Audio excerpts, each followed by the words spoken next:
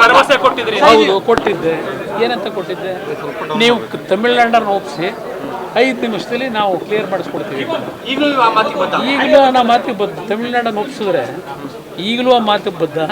ಅದಷ್ಟೇ ಅಲ್ಲ, ಈಗಾಗಲೇ ದೇವೇಗೌಡರು ಮೊನ್ನೆ ಈಗೊಂದು 15-20 ದಿವಸಗಳ ಹಿಂದೆ ಮತ್ತೆ ಪ್ರಧಾನಮಂತ್ರಿಗಳಿಗೆ ಡೀಟೇಲ್ ಒಂದು ನೋಟ್ ಕಳಿಸಿದ್ದಾರೆ. ನಾವು ನಮ್ಮ ಡ್ಯೂಟಿ ಏನು ಮಾಡಬೇಕು, ನಮ್ಮ ಪಕ್ಷದಿಂದ ನಾವು ಮಾಡ್ತೀವಿ.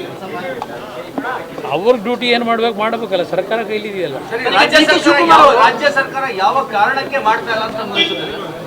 ಯಾವ ಕಾರಣಕ್ಕೆ ಅಂತಂದ್ರೆ ಅವ್ರಿಗೆ ಆ ಶಕ್ತಿ ಬೇಕಲ್ಲ. 140 ಜನ ಇಟ್ಕೊಂಡು ದಿನ ಬರೀ ಬೆಳಗ್ಗೆ ಎದ್ದು ಅವ್ರ ಮುಖ್ಯಮಂತ್ರಿ ಇವ್ರ ಮುಖ್ಯಮಂತ್ರಿ ಇದರಲ್ಲೇ ಕಾಲ ಕಳ್ಕೊಂಡು 2.5 ವರ್ಷ ಮುಗಿಸ್ಬಿಟ್ರು. ತಮಿಳ್ನಾಡು ಜೊತೆ ಕೂತು ಏನಾದ್ರು ಮಾತಾಡಿ ಸೆಟೈಟ್ ಮಾಡಬೇಕಾಗಿತ್ತಲ್ವಾ?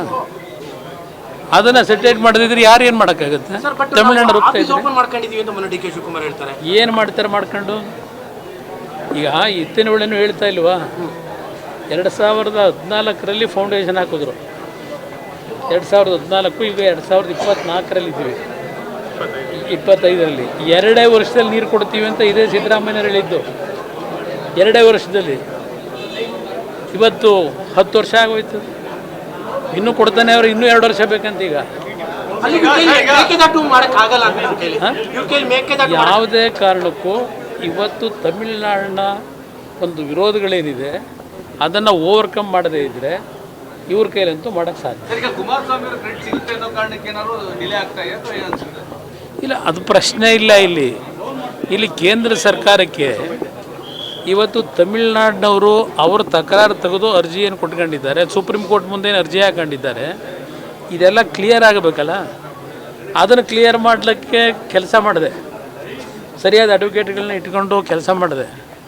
ಬರೀ ಇಲ್ಲಿ ಬೀದಿಲಿ ಪ್ರತಿಭಟನೆ ಮಾಡಿದ್ರೆ ಏನಾಗುತ್ತೆ? ಈಗ ತಮಿಳ್ನಾಡವರು ಓವರ್ಕಮ್ ಮಾಡುವ ಶಕ್ತಿ ಈ ರಾಜ್ಯ ಸರ್ಕಾರಕ್ಕೆ ಇದೆಯಾ? ಅದು ನೀವು ಹೇಳಬೇಕು, ನಿಮಗೆ ಗೊತ್ತು, ನನಗಿಂತ ಹೆಚ್ಚಾಗಿ. ಈ ಸರ್ಕಾರ ಕಳೆದ 2.5 ವರ್ಷದಿಂದ ಯಾವ ರೀತಿ ರಾಜ್ಯದಲ್ಲಿ ಆಡಳಿತ ನಡೀತಾ ಇದೆ ನೋಡ್ತಾ ಇದ್ದೀರಿ.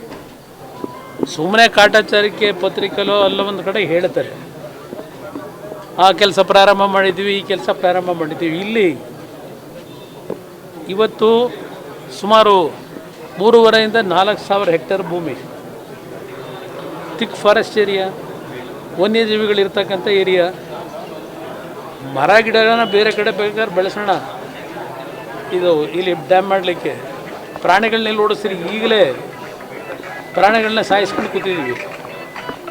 ಅಷ್ಟಿರ ಅಲ್ಲಿರ್ತಕ್ಕಂಥ ಸಾವಿರಾರು ಇವತ್ತು ಜೀವಿಗಳನ್ನ ಎಲ್ಲಿ ಕಳಿಸ್ತೀರಿ?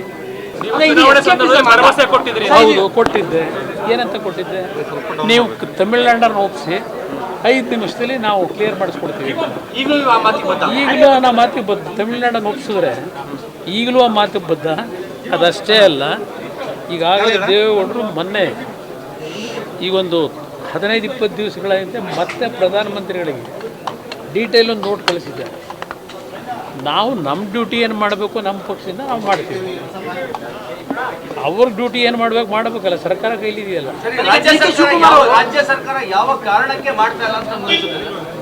ಯಾವ ಕಾರಣಕ್ಕೆ ಅಂತಂದ್ರೆ ಅವ್ರಿಗೆ ಆ ಶಕ್ತಿ ಬೇಕಲ್ಲ. 140 ಜನ ಇಟ್ಕೊಂಡು ದಿನ ಬರೀ ಬೆಳಗ್ಗೆ ಎದ್ದು ಅವ್ರ ಮುಖ್ಯಮಂತ್ರಿ ಇವ್ರ ಮುಖ್ಯಮಂತ್ರಿ ಇದರಲ್ಲೇ ಕಾಲ ಕಳ್ಕೊಂಡು 2.5 ವರ್ಷ ಮುಗಿಸ್ಬಿಟ್ರು. ತಮಿಳ್ನಾಡು ಜೊತೆ ಕೂತು ಏನಾದ್ರು ಮಾತಾಡಿ ಸೆಟೈಟ್ ಮಾಡಬೇಕಾಗಿತ್ತಲ್ವಾ? ಅದನ್ನು ಸೆಟೈಟ್ ಮಾಡದಿದ್ರೆ ಯಾರು ಏನು ಮಾಡೋಕ್ಕಾಗುತ್ತೆ? ತಮಿಳ್ನಾಡು